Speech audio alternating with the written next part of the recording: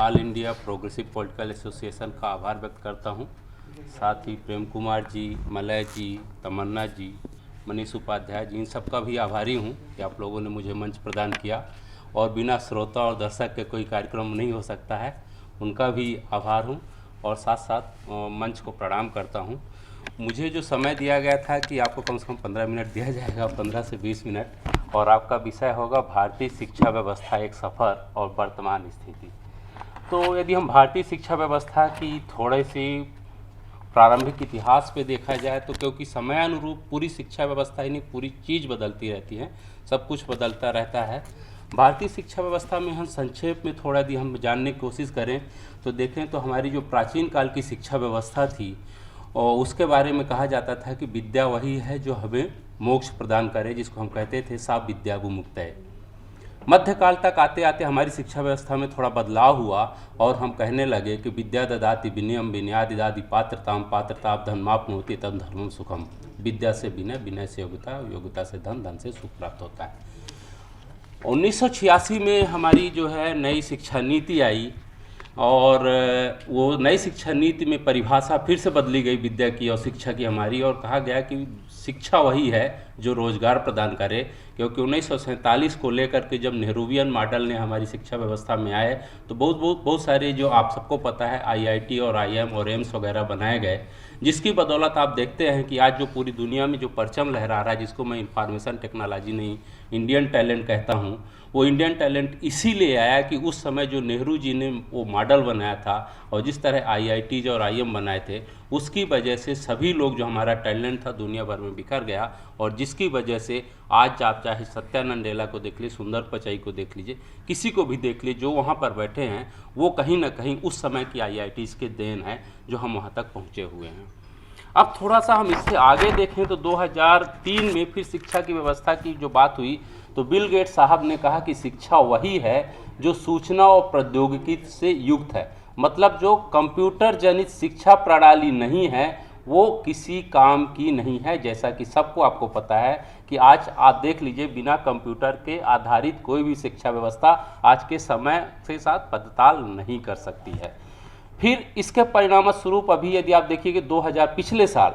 National education policy आई 2020, इसमें बहुत सारी चीज़ें शामिल की गई,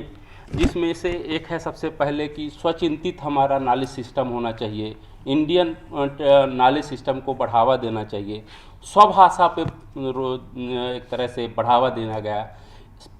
दक्षता रहित एजुकेशन सिस्टम को बढ़ाना, स्किल बेस्ड शिक्षा की बात की गई। ये सब इसमें नई न्यू एजुकेशन पॉलिसी में कहा गया। अभी 2 महीने पहले सुंदर पिचाई साहब जो गूगल के सीईओ और हेड हैं A to Z के, जिसको वो हम बोलते हैं,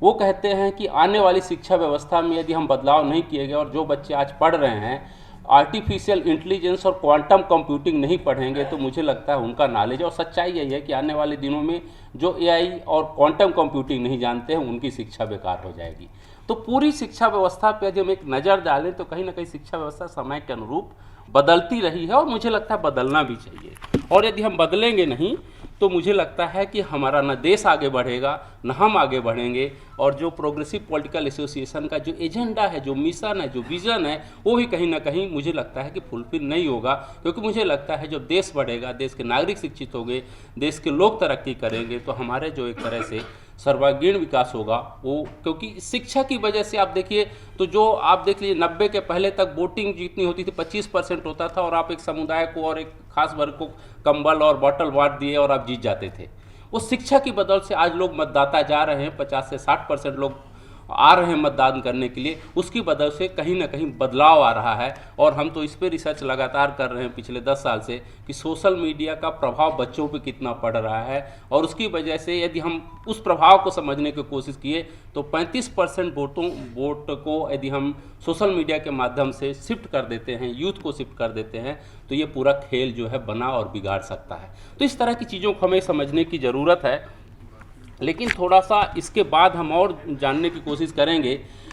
नेहरू मॉडल के बाद जो 1967 के बाद एक तरह से शिक्षा व्यवस्था आई, उसमें कई बार हमारे शिक्षा मंत्रियों का दोष रहा। जो अभी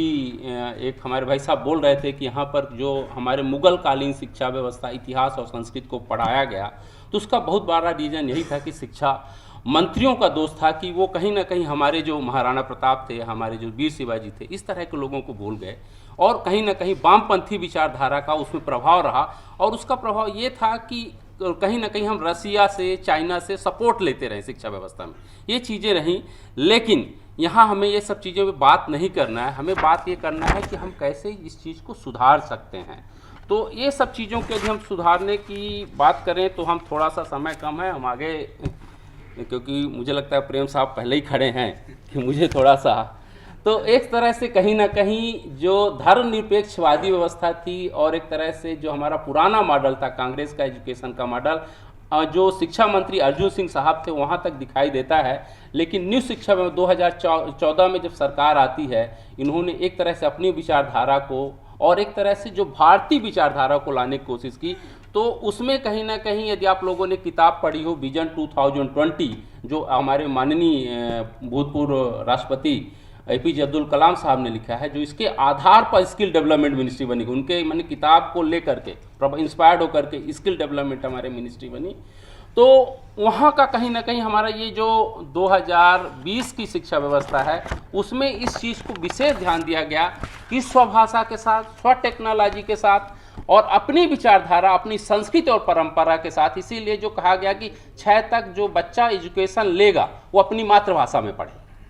क्योंकि हम दुनिया के कई देश में काम किए हैं और मैं देखता हूं कि आप अंग्रेजी मीडियम भले पढ़ें, लेकिन जब आप काम करते हैं उस देश में तो उसी देश की भाषा में काम करते हैं, उसी देश की जुबान में काम करते हैं। तो ये बहुत बड़ी, चाहे वो जर्मनी आप देख लीजिए, चाहे रसिया देख लीजिए, चाहे अरब वर्ल्ड देख लीजिए, किसी भी देश में आप चले जाइए, वहाँ का जो काम काज होता है उनकी अपनी भाषा में होगी। तो इसलिए सबसे पहले मातृभाषा बहुत जरूरी है। जैसे NIOS बन रहा है, इसी तरह स्टेट के अभी सभी स्कूल्स बन रहे हैं जहाँ पर कि उनकी भाषा में शिक्षा दी जा सके। तो ये कुछ चीज़ें महत्वपूर्ण थी जो मुझे आपको बताना चाहता था। फिर थोड़ा थोड़ा मुझे यहाँ समझना है कि 2014 के पहले का एजुकेशन, एक तरह से जो 1986 के बाद एजुकेशन व्यवस्था चली भारत में, वो एक तरह से कहने के लिए DAV public school,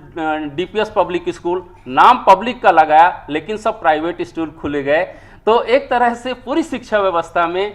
private players की एंट्री तो हुई, वो पैसा कमाने के लिए, प्रॉफिट कमाने के लिए, क्योंकि जो सत्ता पे बैठे तो वो जानते थे कि सबसे ज़्यादा पैसा यदि कहीं से प्रॉफिट कमाया जा सकता है तो एक है एजुकेशन और दूसरा है हेल्थ। इसीलिए इन लोगों ने वहाँ पे इन्वेस्ट किया और वहाँ पे प्राइवेट, नाम लिया पब्लिक का, लेकिन वहाँ प्राइवेट प्लेयर काम करते रहे। तो इन सबको देखते हुए मुझे लगता है कि भारत की शिक्षा व्यवस्था में एक तरह से जो अभी परसेंटेज है लगभग 3% के आसपास एजुकेशन